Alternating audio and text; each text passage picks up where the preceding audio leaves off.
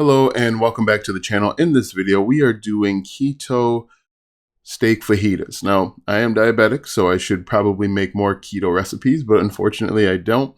The star of the show of this mix, of this recipe, of this cook, is actually the cheese quesadillas.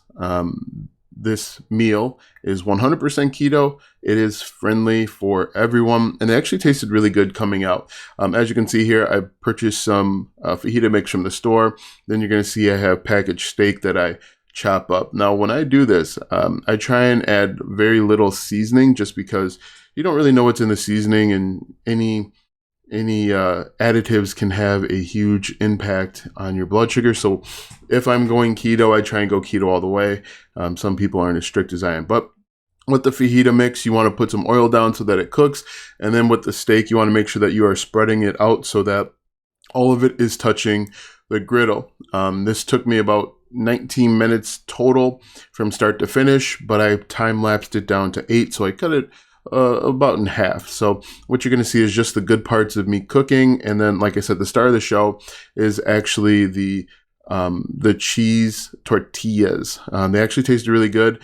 I'm from Wisconsin, and so we love our cheese, and this might be a new way to eat cheese. If I'm bored one day, I might just roll out, turn on the griddle, and put down a bed of cheese, and away we go. But it tastes really good, and it's real simple. As you can see, everything, we keep it real simple and real basic here. But you want to make sure that you are making sure that all of the steak is touching the griddle so that it cooks evenly and it cooks thoroughly. Now, the cool thing, for whatever reason with the griddle, it always tastes great. Nothing is ever overcooked.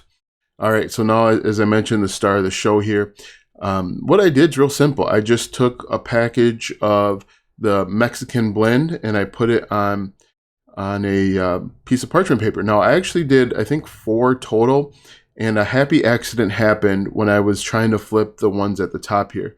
So I did 2 really relatively thin layers. Everything I saw on the internet said put it on parchment paper, but what I accidentally did is actually on the flip, which you'll see in just a second, I got some of it not on the parchment paper, and it actually turned out to be a good thing. But you can see there, it's really cool. It's really simple, and it tastes really good. But as you can see, you want to make sure that you are staying on top of your steak as well as your fajitas. Now, I like my fajita mix, kind of blackened. It still tastes great. And again, like I said, real simple recipe, real easy to do. Now, on the far right, so the fajitas, I've got my burners turned all the way down low so that it can just cook slowly.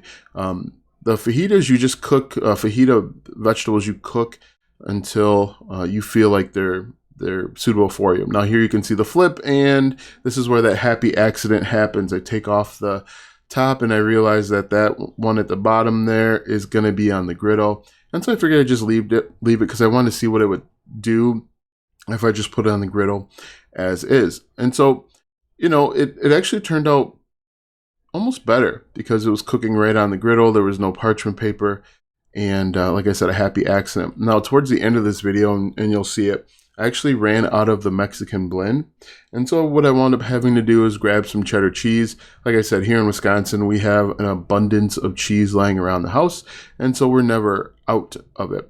So you can see me just cooking the steak thoroughly. It's ready there, and so like I said, I turned the burner all the way down, and I'm going to move that steak over there so that it can stay warm.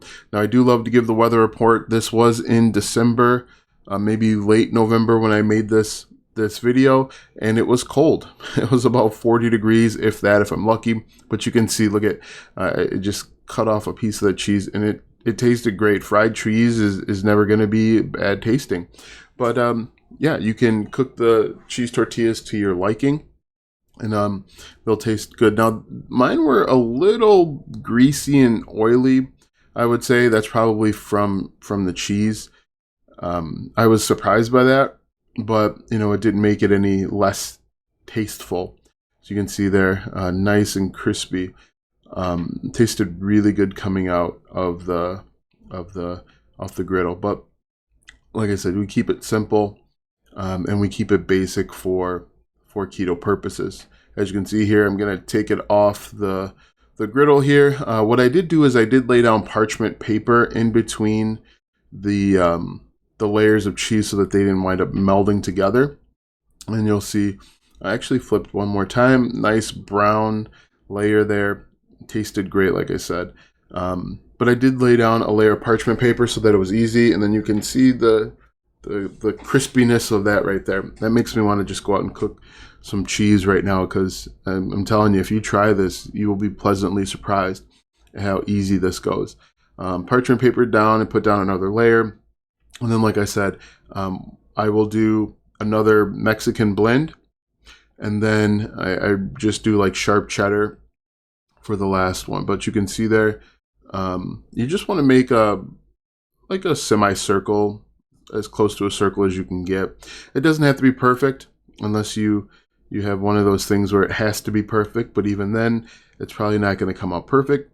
It usually cooks about 2 to 3 minutes on each side, and then it's a real simple flip, as you can see there. What I may do next time is I may put down some more oil. And then you can see at the top there, I've got some cheddar cheese there that I kind of just put down in a circle. Now, I didn't lay the cheddar cheese thin enough, and you'll see that towards the end of the cook, it starts to bubble up. But anyway, it still tasted amazing. It's about 19 degrees here in Wisconsin, and I'm strongly considering making these cheese tortillas just because it tasted that good.